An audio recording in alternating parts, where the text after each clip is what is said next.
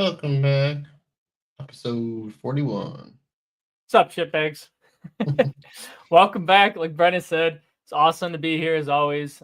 Keep plugging along at episodes. It is at this point, I think it's like in the next couple days that our first one was posted, but 2 years that we've been going on this awesome adventure. So thank you so much to everybody who's been listening from the start. Those of you that are new, we got some cool merch. God, stupid camera. Yeah. Got some cool merch still out there. We're going to be running an anniversary sale. So I'm going to be putting that together. That'll be posted out here pretty soon. By the time this episode's out, hopefully right around there. So get yourself a sweatshirt. We still got some cups, shirts, the original shirts from the sponsorship that we did right at the start. So lots of fun stuff. All thanks to Jobtown Taylor Stins. I mean, those guys hooked us up there. Huge thanks to everyone. I mean, the guy that helped start it all, he's going to be our next month back on. Jeremy Sanders, Crew First Culture. Toxic Suppression, that was last episode. They sponsored that one. It was an awesome episode with Chief Pruitt. Got a lot of good feedback from that. So thank you guys for checking that one out.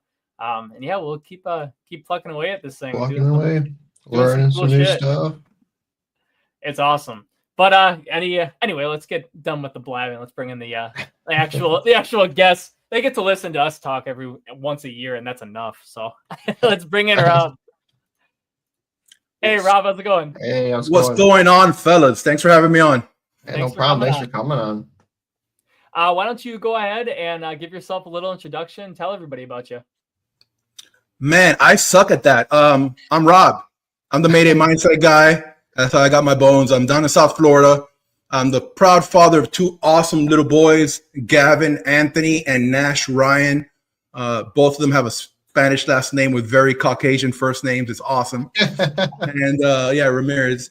And I'm blessed, man. I get to do what I love every day for the last 24 plus years and talk to awesome dudes like you that are like-minded and are taking the fire service to the next step. Congratulations on your 2 years. That's a huge accomplishment. This platform of podcasting is not something that's easier for the faint of heart, and you guys are knocking it out of the park. I'm super proud of both of you. Awesome. Thank you. We appreciate it. And I mean, we'll just jump right into the questions that we got. So thank you for coming on, like we already said. But you talked about Mayday Mindset guy. First question we have, how did you discover your passion for that Mayday Mindset? Brother, let me tell you the truth. None of it is forced, right? I can't explain how organic the entire process was. I was never one of these guys. Like, you guys are way more high speed than I was.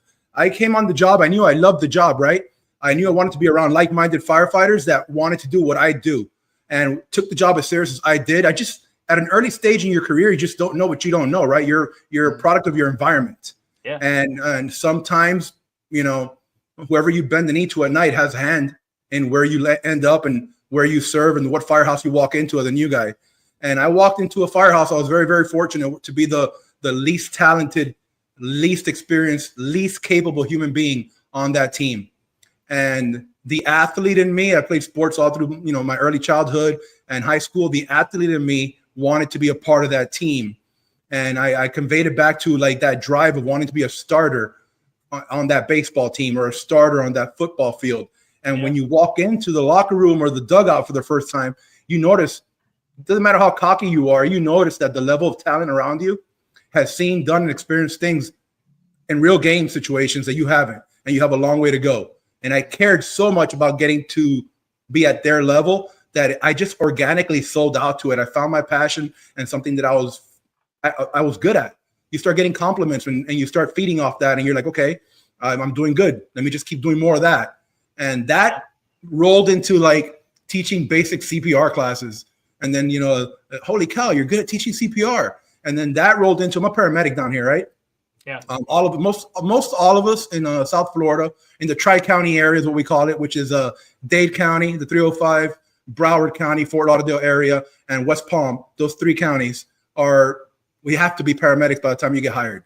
And it's just part of the game down here. It's been like that since the beginning of time, since the city of Miami had the first paramedics in the country, not LA, despite many people's thinking that Rampart, because it was a TV show, had the first paramedics. Yep. Right? But it's just part of the culture down here. So I got on as a paramedic. I worked on an ambulance that transports people to the hospitals, but also makes fires. And you're part of the firefighting force when you go to the fires, basically, right? And I started teaching that because they allow you to teach that as a young guy. You can't show up at the training center or the academy and be like, hey, we're going to teach truck company operations. You get laughed off the fire ground, but you could do it for like a paramedic class. And they'd be like, oh, this kid knows all the latest and greatest. He's still into that part of the job. And I earned my stripes teaching that. And unbeknownst to me, it was a great foundation to learn to simplify very difficult subject matters for very simple brains. And that became very fruitful for me, fast forward 20 plus years of teaching now fire and Mayday Mindset, to take these difficult skills and hard things to learn and breaking them down to the simplest form and understanding how the human body works. So I'm never going to bash on the whole EMS side. Do I do it now? No. Do I like doing it? I can't say that I hate it, but I don't enjoy it. And but I understand the benefits I reaped from it. Yeah, absolutely. Yeah, everybody in the whole state of Wisconsin, for the most part, is medics. There's only one kind of big full-time department that's not, and they are in the process of getting medics and only hiring. So it's a state all across the state. Everywhere you go, everybody's a fire medic. So figuring out how to be a firefighter in the ambulance, that's a big thing up here. Lots of talks on there, and every department I've worked on has been fortunate enough that you get to be a firefighter when you're on the ambulance still. So. That's pretty cool. And for the guys that don't experience that in their career, it's good for you, man. You're blessed, right? Yeah. But for those of you guys that are listening or end up watching this a couple of months from now, if you're in a department that transports and fights fire from an ambulance or rescue or medic, whatever you guys call it, right? Man, you're a little truck company. Mm-hmm. You're a little truck company all day. You can do everything a truck does except, stretch, maybe throw an aerial ladder if you have you're on a platform or a stick. But other than that, you're forcing, stretching, searching, VESing. You can do everything every truck company does. And I used to always tell my guys that were at the firehouse with me once they were on the medic and I was on the suppression side, I was like, man, you guys need to operate like a truck company. And when I was on a truck and I had a medic, they were in addition to my staffing level. And they can take one single task and turn that into two, because I can send them to search and I can focus on something else on the truck side of ventilation, send 2 in, 2 out, inside, outside truck, using that ambulance as a truck. So there's a lot of benefits to that. Oh, for sure. That's how we run too. We have 2. So you got your air packs in the bag, you got your gear. We put a piss can on. And so, we're search when we're on our shift at least. We get on scene, we're first in searching, hopefully head the hose line. You get to get out the door a little faster. So.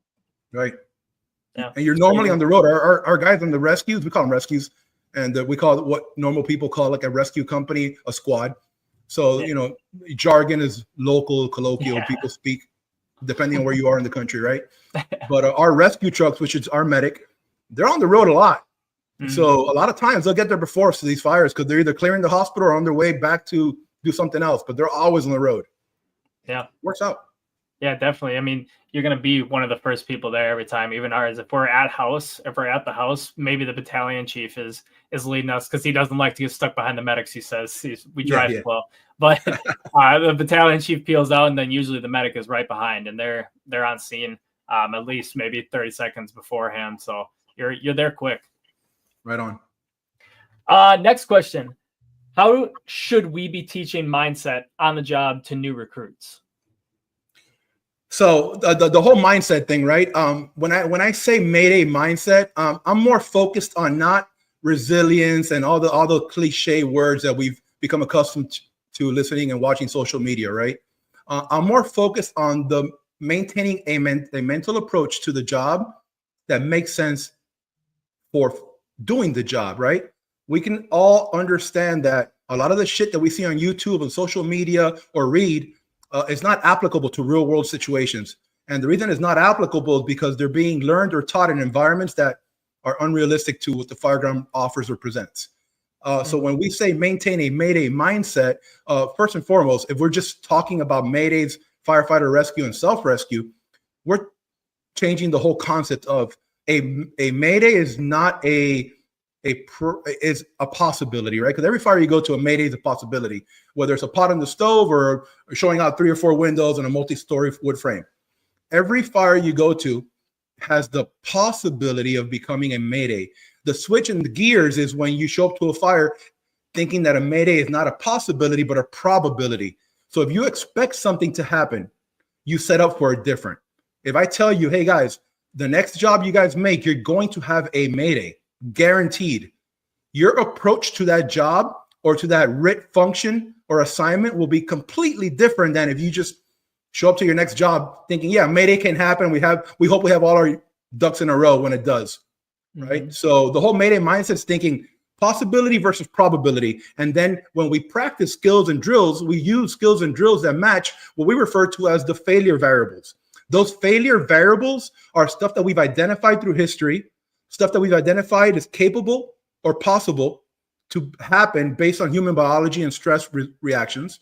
And last but not least, what we know about human behavior, technology, and equipment. So here's an example.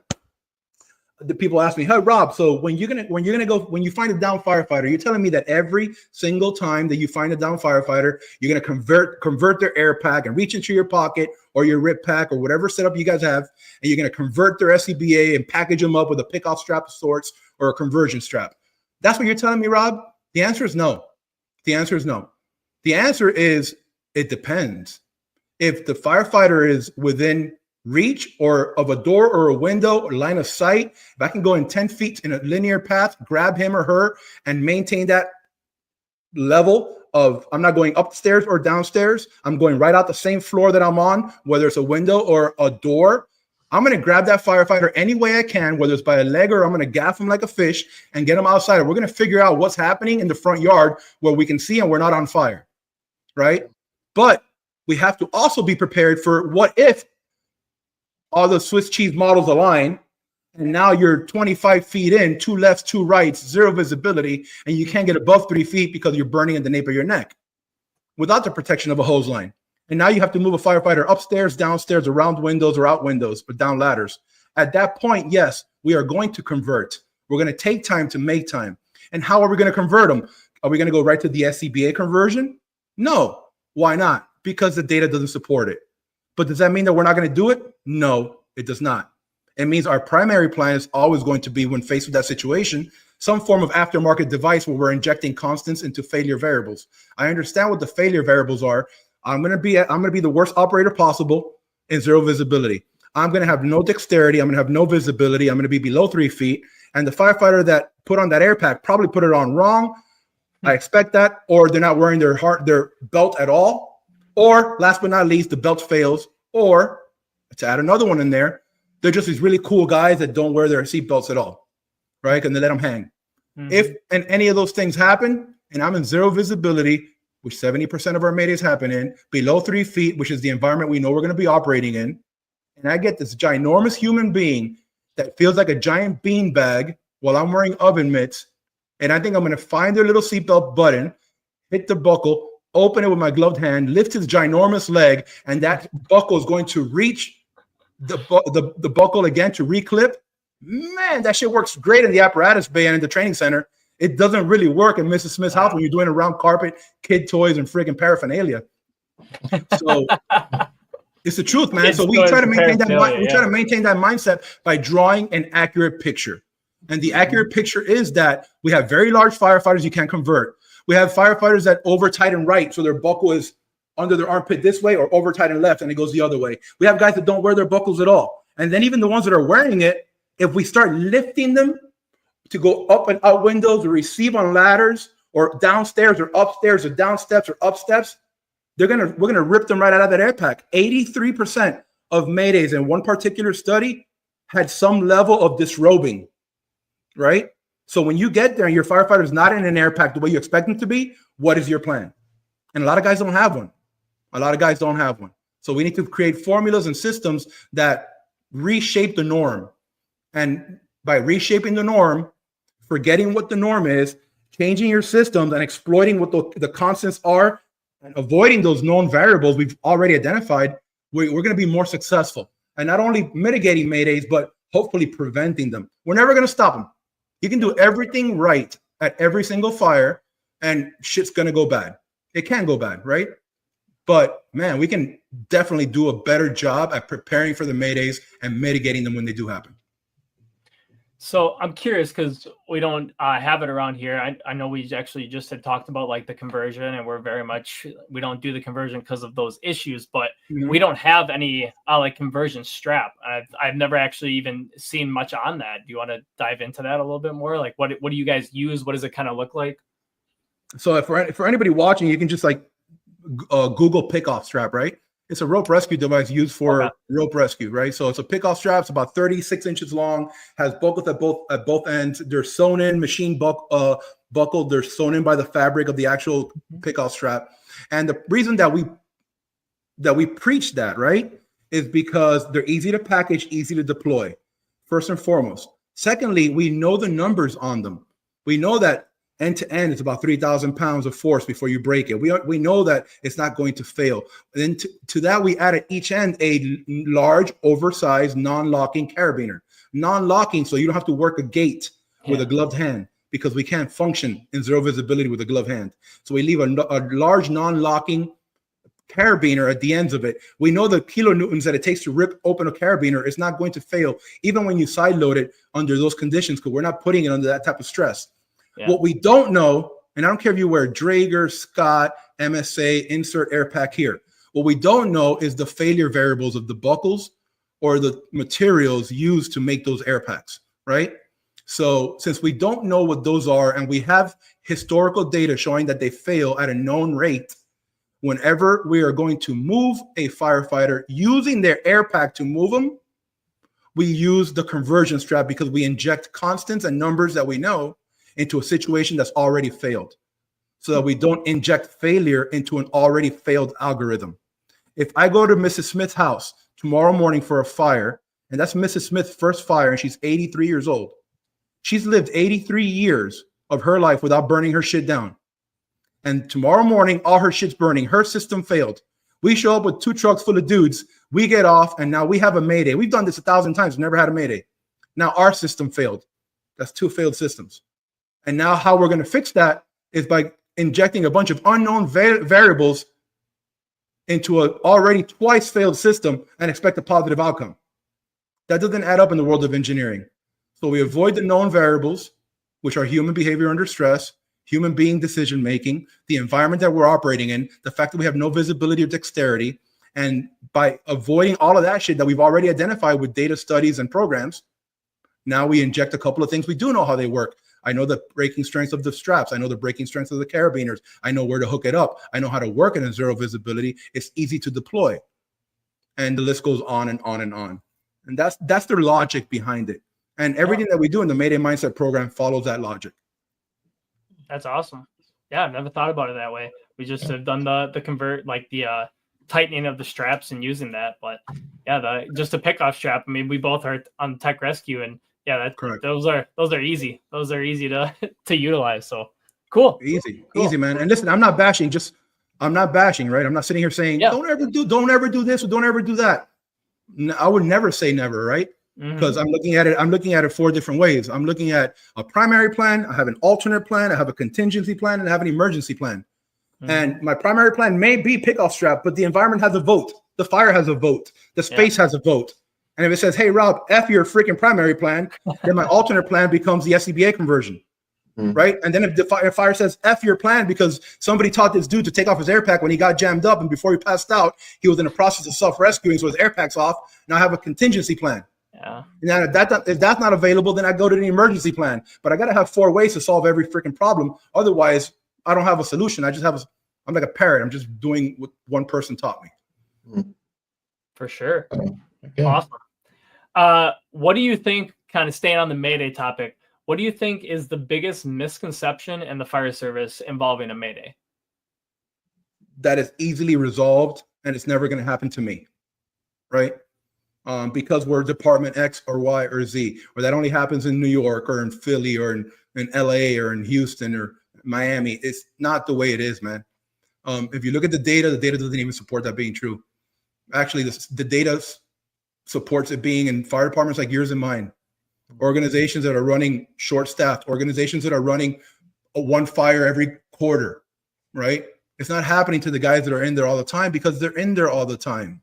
Mhm. It's not happening to the guys that are in there all the time with proper staffing, because the easiest way to prevent or resolve a Mayday is by the people that are already in the building. So if you put 25 dudes in a 2,500 square foot home, they're going to stomp that fire out. Yeah. And if one of them gets jammed up, the help is within 5 feet, right? It happens in the smaller organizations, and the data supports that. That's just not me. This is not my opinion. This is the truth. Yeah. So the greatest misconception is that A, it's never going to happen to us, and B, if it does happen, we got this. Mhm. But we don't have this. We're our own worst enemy, guys. We are our own worst rescuer, and we all think that we're better than we actually are. And sometimes it's necessary for this job, right? You got to be like one of those like diva receivers. I always say that, right? Where you're always open. Throw me the ball, dude. Throw me the ball. And he's like quadruple covered, right? but that's what makes him good. Yeah. You know what I mean? You got to have some of that in you, but you can't be reckless with it, right? You can't be reckless with it. You got to understand our limitations.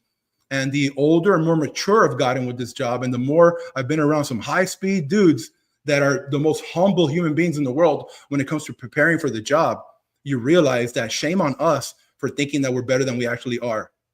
The second you think you're there, you're not. You failed at this mission.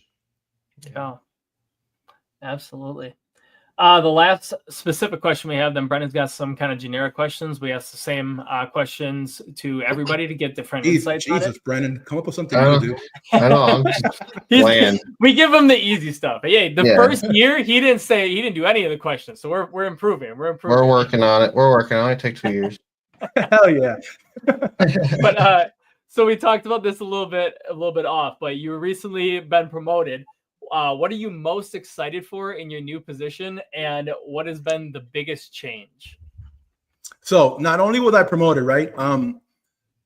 Just from where my chunk of the fire service, the South Florida area, we don't get new fire departments. This is what people don't understand. I've gotten so many. God bless everybody, man. I love everyone in the fire service. I've gotten so many people reach out to me over the last week because I put a post up saying I was leaving my fire department after 24 years, right? And it became like, oh, Rob retired from his fire department. And what happened was that down here, like I have to work 30 years to get a full pension, right? And I'm still young enough to where I can pull off 30 years. And another thing about down here is that new fire departments don't pop up. It's not like all of a sudden, oh, X, Y, or Z has a fire department. Let's all go work there. That it never happens. You know, never say never. But the last time it happened was like in 1992 or 93, and it was a one-station fire department that opened in a little ritzy area in South Florida.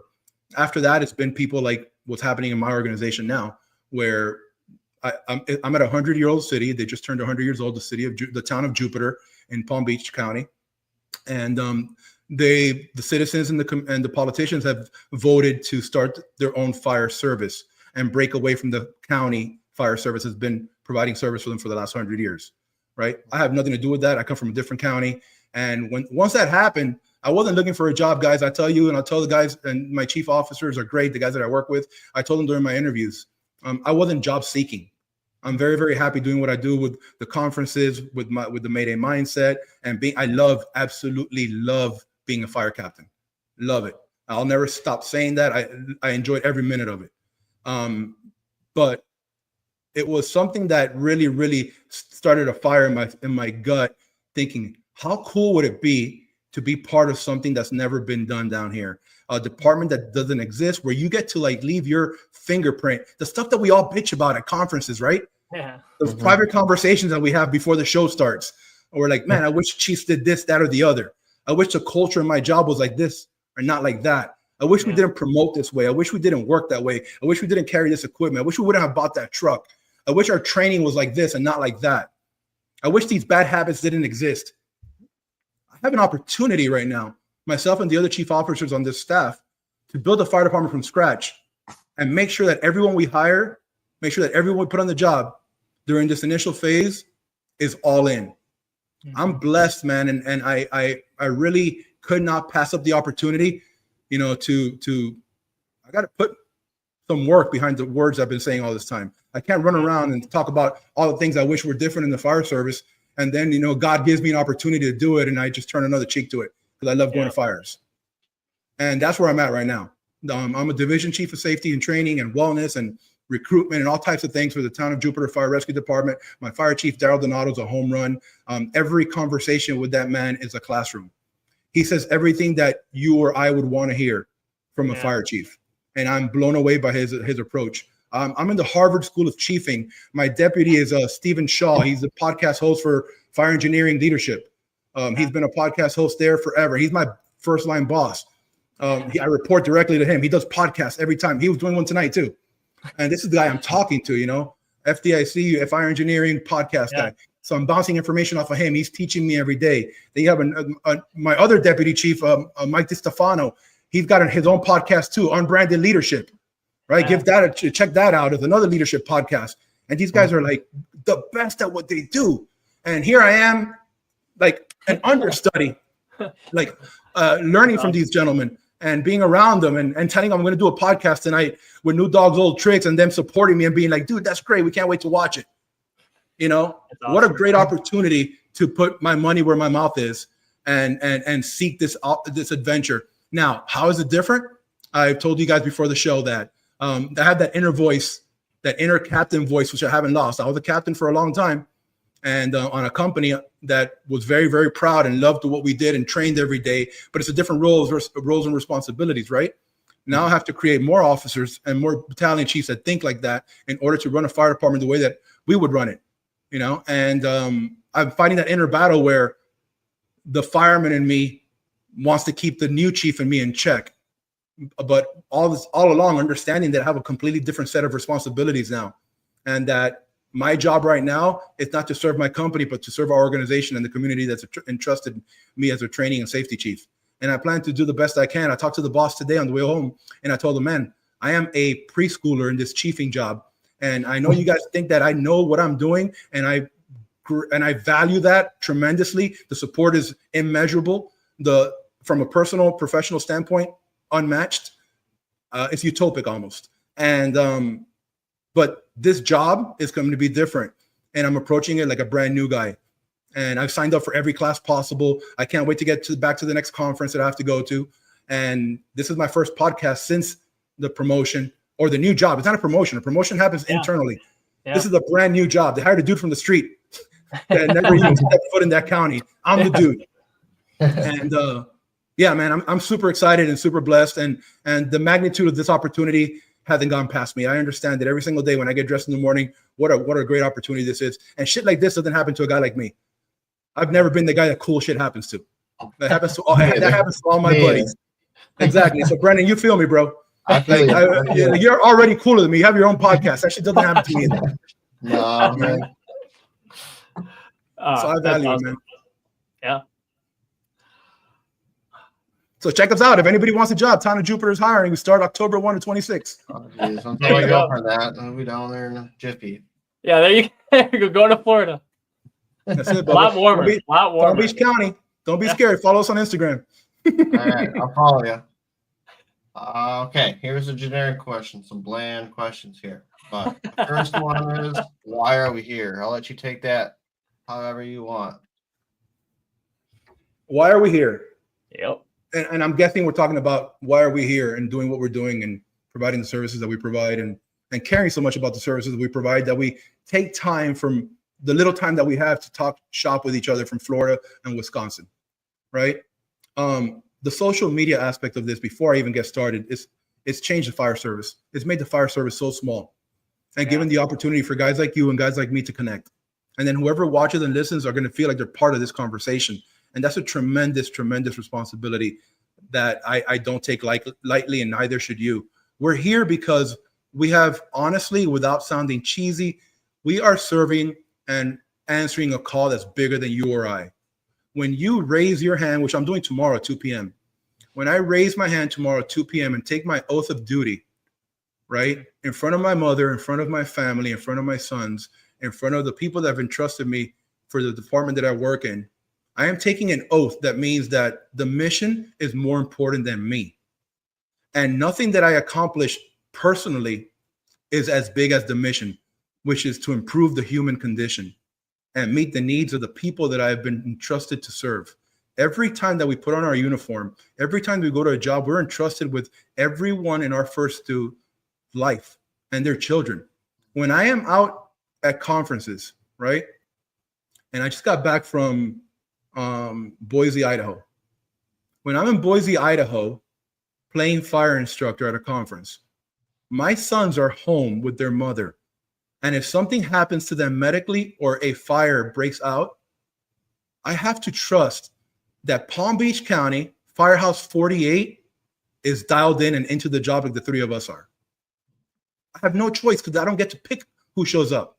Mm-hmm. I have to trust that the men and women of that firehouse show up to the job hungry to learn, that they understand their first due, that they practice forcible entry, that they practice stretching difficult stretches, that they're good paramedics, that they understand the huge responsibility of having my children tucked in at night being their responsibility, along with all the other Gavins and Nashes in their first due. Mm-hmm. That's why we're here.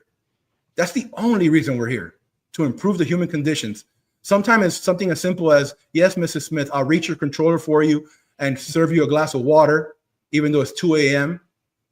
Yeah. Or the Super Bowl where you're climbing into the window and giving somebody an extra breath of life. But that's why we exist, man, because we understand that we're part of something bigger. It's a calling, it's not a job. It actually bothers me when guys are like, this is the best job I ever had. I know what they mean, and it's not said maliciously, and I know that they haven't really put a lot of thought into it. But I don't see this as a job. So when someone says this is the best job they ever had, I understand what they mean, but I always feel like internally like wanting to correct them, and I bite my tongue because I know that they don't mean it in a bad way, because this is the best job I ever had, right? But it's not a job, dude, because an accountant's a job. And when you get done looking at numbers at the end of the day, they're just fucking numbers. Yeah. Right? When you mess up on a call, that stays with you. When you get a win on a call, that stays with you too. And you talk about it at the kitchen table for years. And you celebrate those wins and you learn from those losses. I don't think accountants do that shit. You know? So I messed up your taxes, dude. All right, cool. I'll refile. And it is what it is, right? But the consequences are tremendous up to losing our lives. And we've been to funerals, whether it's, occupational disease or line of duty deaths. And, you hear it all the time. He died doing what he loved. Not a lot of professions can say that. That's why we're here. Well said. I like that. Absolutely. The next one, where did you discover your passion for training? My passion for training, back to like the first question, right? From athletics. I played baseball and football my whole life. And then I transitioned right into the fire department at 18 years old, right out of high school. I graduated high school in June, and in August, I was in fire academy. So I spent very little time like out of the job. Like for real, like if I got fired tomorrow from Jupiter, I'd be freaking useless to society. All my skill sets revolve around firefighting or talking about firefighting or urban search and rescue, right? Yeah, I was right out of high school too. Like all my blue collar skills came from the fire department. I didn't have any blue collar skills before. Like I would have been the worst firefighters in 1950, the Bronx, because everybody had a trade. My trade was high school student, right? And a bad one at that. So, dude, like legit, like I sucked at school. So I fell in love with training when it became part of the process, man. If you love walking more than you love your destination, you're gonna enjoy the journey, right? I really enjoy the little wins and the little losses. I really, really, really do. And I'm not talking about like exercise and shit like that. I'm talking about learning, the learning process, being able to apply what you learn to a real world environment and turning those books into application equals smarts. And being able to turn books into smarts is a process I enjoy. And too many times we focus on the losses or the mistakes, right? Your focus shouldn't be on losses or mistakes. Your focus should be on your current trajectory. So where are you heading? Where is your compass set? And if in the process of getting that trajectory dialed in to get to your end goal, you're making small gains and small losses, then don't focus on the losses. Focus on the trajectory. I'm more worried about a fireman that has no trajectory than I am about a fireman who's fucking up on the job. I can fix fuck ups. I can't fix trajectory or desire. Yeah, that's very true. All right, next one. Good question, Brandon. Good question. Yeah, Don't we're let Bryce getting there. break your balls. He bro. works on the beginning ones too. He just shares these ones. We work together. We come up with We them. work That's together. why here's the shout out portion. That's why people got to send in some damn questions. So Brett and I Yep. don't have to work so hard coming up with them. Brain is fried by the beginning of this. You guys are doing a great job, dude. I'm enjoying the shit out of it. Awesome. All right. What piece of advice were you? No, we just did that one. I don't know. You got one job. Now it's What? downhill. I've lost Now my it's word. downhill. Yeah, you got to repeat that one, Brandon. I don't speak Wisconsin, bro. What piece of advice were you given on day one that stuck with you? Man, that's a good question, dude. So maybe not day one, but year one, right? Perfect. Year one, and it's funny because the older I get, the more I realize how much shit I've forgotten about year one. But the one that always sticks with me, I had a battalion chief, not even a company officer, because my company officers, so in the organization that I came in on that broke me in, right? The company officer spoke to you when he has to tell you something. It wasn't like mentoring, coaching, and teaching. Our company officers were old salty dogs that spoke to you in a like old salty dog fashion. And when they talked to you with yes or no, sir, you were too scared to learn, right? The guys that really broke you in were the senior guys that were your same rank, your peers. And those guys broke you in through like some of them conversations and some of them just breaking your freaking chops every second they could about every small thing you did and giving you inappropriate nicknames, right? But you learn from that, especially when you come from an athletics background. I was used to that banter from the senior guys on the team. But I do remember my battalion chief at the time, rest in peace, Danny Steele. We lost him a couple years ago, post-retirement. But he told me, man, this guy, this is 2000 and 2001, heading into 2002. So this is a long freaking time ago. And this man pulled out a Marlboro Red cigarette out of his uniform shirt, which nobody does anymore, and broke out his little leather case for his Zippo lighter on his belt, brought out a Zippo lighter, sparked up a freaking Marlboro Red, and sat on the front bumper of the truck. And he asked me if I wanted one. I'm on the job like freaking months. I'm like, no, sir, I signed a non-smoking affidavit. I appreciate that, right? I didn't say that, but that's what I was thinking. I just said politely, I said, no, thank you. And he's like, are you sure? I'm like, yeah, I'm positive. And I didn't know if it was a test or not. And then he got to talking to me about the fire service. And he told me about something that holds very true today. And I'm glad you guys asked me that question. He said, Rob, no matter how high you promote on this job. Now, mind you, I've been in this freaking firehouse minutes. There's pickles in the refrigerator that's senior to me, right? And so this guy's talking to a new kid this way. And he's like, always remember that no matter how high you promote in this fire department, you're always serving the men. No one's ever serving you. The higher you promote, all it means is the more people you are now responsible for serving. As a firefighter, you're responsible for serving the junior firefighters and the community. As a company officer, you're serving every firefighter and the community. And the list goes on and on and on. And not only are you serving them, but you're serving their families.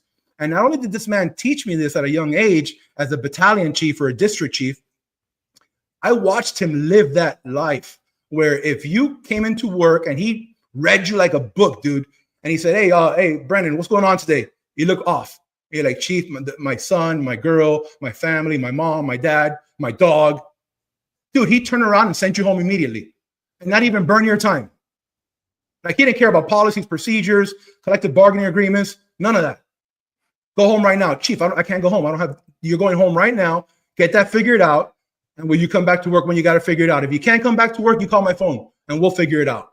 And I watched him do that over and over and over for people he didn't even care for. It wasn't like for his boys, for people he didn't even care for because it was the right thing to do. And I watched that over and over and over again.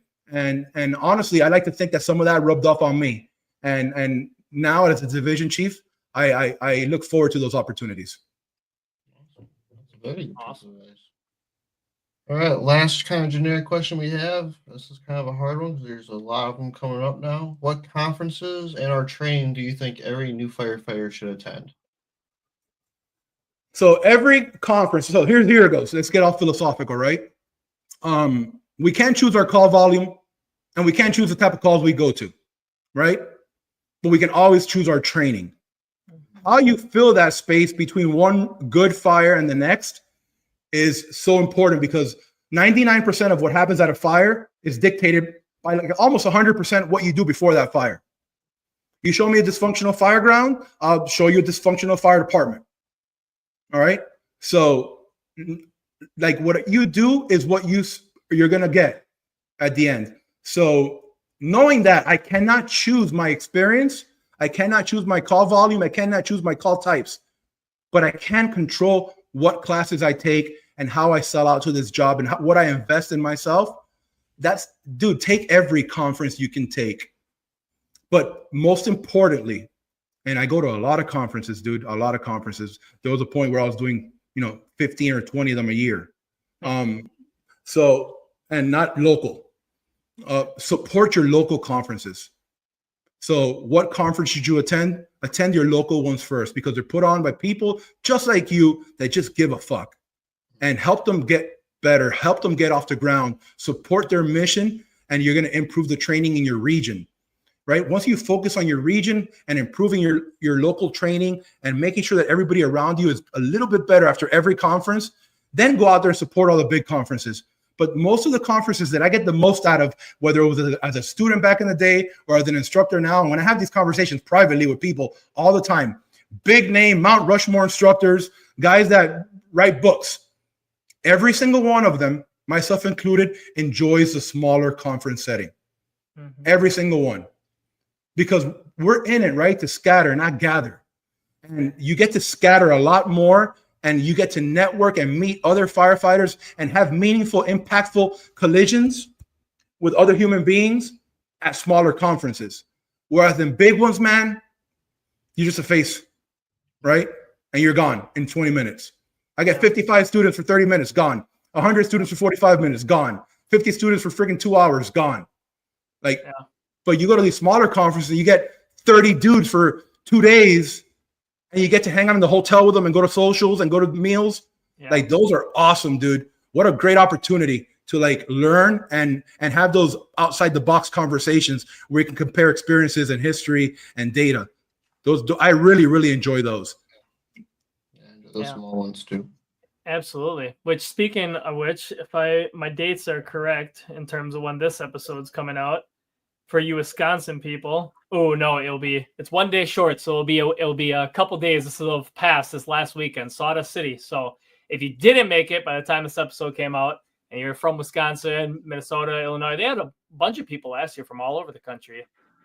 That's a pretty small, fun conference right now. It's getting bigger and bigger, which is crazy. First year was pretty small, but it's grown and put on by a lot of our good friends, a lot of podcast guests that we've had on here. So make sure you catch that one, because I haven't made it out to that one yet, but I hear nothing but good things about it. Yeah, I don't know if any of your local guys want to come all the way up to here. It's still kind of cold by us. So it's cold. You don't know. 40s, 50s. I enjoy it in short spurts. Yeah, like little short doses of cold weather is awesome. It's like other people's kids, right? You just give them back and you leave. Yeah. Well, that's all the specific questions that we have for you. Now, like we told you about, we got the two that end the night on. So our first question is from our previous guest, who is Chief Pruitt, who's now with BMW Fire Department. He was on here talking about EV fires. That was an awesome one. So check that episode out if you guys haven't. But his question is, what is your drive, and what do you think is other people's purpose in the fire service? Honestly, my drive has changed throughout the years. The longer you do this job, your drive has to change, right? You got to keep it fresh. My drives as a new guy was to become a starter on that team, right? How do I become a starter at that team? My drive as an instructor was, how can I create impact and be meaningful and have a valid, class to offer or information to provide that other people find value in, right? How do I connect the dots in my mind? I feel like all instructors are like thinkers, right? You at some point in your career, before you were given the opportunity to teach your subject matter, you had a bunch of questions in your head in the form of like dots. You just didn't know how to turn them into something that was tangible, and you didn't know how to connect them. So my drive became, how do I make this in here in my brain, for the people not listening, not watching, make sense to people when I talk about it, right? and hopefully they find value in it. Once that started happening, man, at some point, the fire service validates you, right? Or doesn't. The fire service always gets a vote. After that, my drive became, how do I improve this program? How do I improve my message? How do I keep my message relevant to what the guys need? And how do I make sure that I'm always changing the message to meet the latest and greatest data and information out there? I don't just want to teach old tricks, right? I don't, because when you stagnate, so does your skill set. No one just plateaus. It's not, you can't be a freaking retired dude and talk about 80 fires you went to in 1985. And it's 2025 and you're talking to a bunch of 20-year-old firefighters from places that look nothing like where you grew up and you earned your stripes. You have to make sure that your conversation is relatable, not only your credibility, right? In order to grow your audiences, in order to impact the fire service, in order to scatter more than you gather, you have to keep your message at a healthy balance of credibility and relatability. I'm like you. I mess up like you. I learned like you, right? But I'm also doing this that gives me a platform to offer my information to you. If you have too much credibility and no relatability, your message gets lost. If you have all the relatability in the world, you're just one of the guys, but your message is junk and your credibility is junk, you're also an ineffective prophet for your language.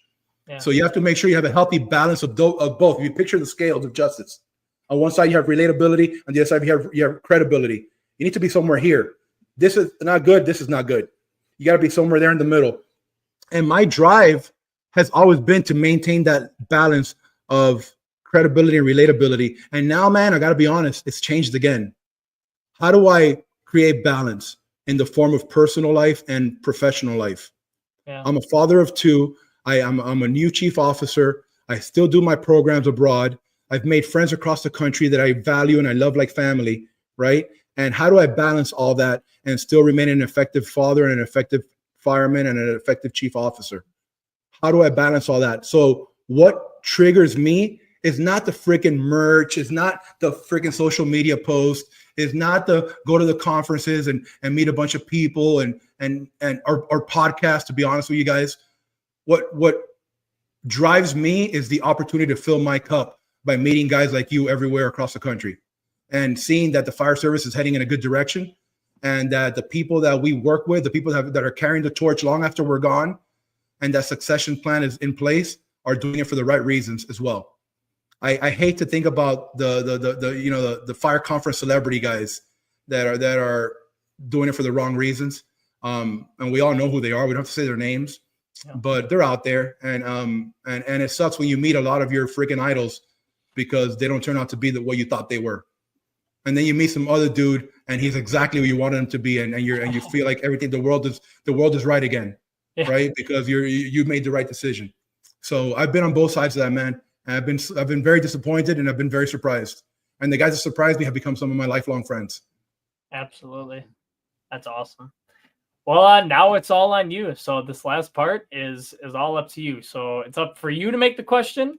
We already talked about how hard it is, how fried Brendan and my brain gets as we're making these. So your question is for our next guest, which is going to be Caleb Smith. Whatever you can come up with, we're going to write it down and we're going to ask him on the next episode. So I'm thinking for Caleb, right? So I've met Caleb. Caleb's an absolute amazing human being. I had the honor of meeting Caleb multiple times at Bears of the Oath, the fire conferences in the Georgia area there with Shane Bentley and them. And Caleb was always the guy that I would listen to talk about his family and his faith and his children. And I was always taken back by it. I felt like such a shitbag every time he talked because he's so much better than I am at being a good family man and being a follower of Christ. So to give him a question that would be meaningful to him, I'd like to know, was the decision to leave the fire service a hard one? Right? And how has his purpose changed from serving his community to serving his family and humanity, basically? And where do they find, where do they find happiness in that and purpose? Yeah. Because, man, it's what he's doing right now with ministry, what he's doing right now, the family man, what he's done for those children, his children, his sons and daughters.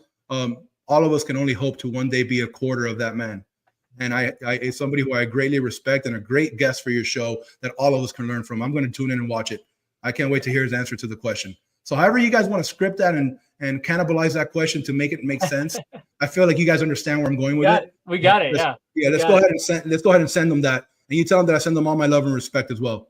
Absolutely. We will. Well, the end part here is what we usually call the kitchen table, because as I'm sure you know it, everybody just sits around and bullshits. So if there's any last little shout outs you want to make, any conferences you want to shout out, any people, anything, the rest of this time is all yours. Awesome. So let's think about that for a second. Conferences. What are we doing going up? I want to give everybody love. I don't want to forget anybody. We're doing the Fools. The Fraternal Order of Leatherhead Fools. We're doing conferences upcoming in Treasure Coast, which is in Florida. We're doing conferences for the Fools International. Actually, this year, the Fools International Conference, nationwide, is being hosted by Palm Beach County, where I happen to be a fireman now. So I'll be speaking at that event. We have upcoming, we're going to the High Plains Fire Conference in Casper, Wyoming. We're doing a hot class there next month. The month after that, in June, we're doing Great Lakes Fire Conference in Detroit with Duffy.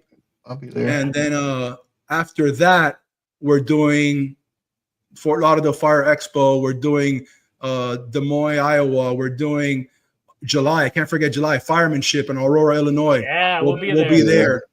We'll be there. I'll be there as well. All my guys will be there with me doing hot. I'll be doing a presentation as well. And then in August, we have the Jimmy Ellis in Pittsburgh.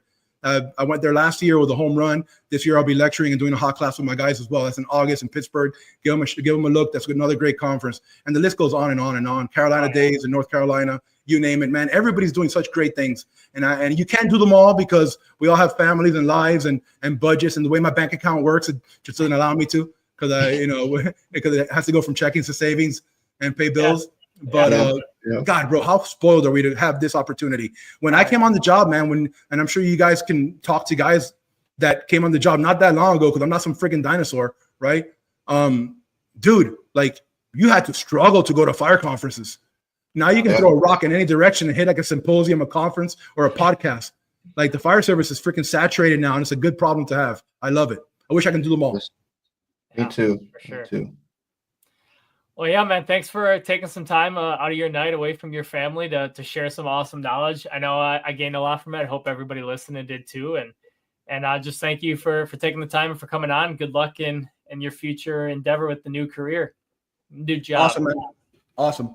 Yeah, you guys nailed it. It was a great friggin' time.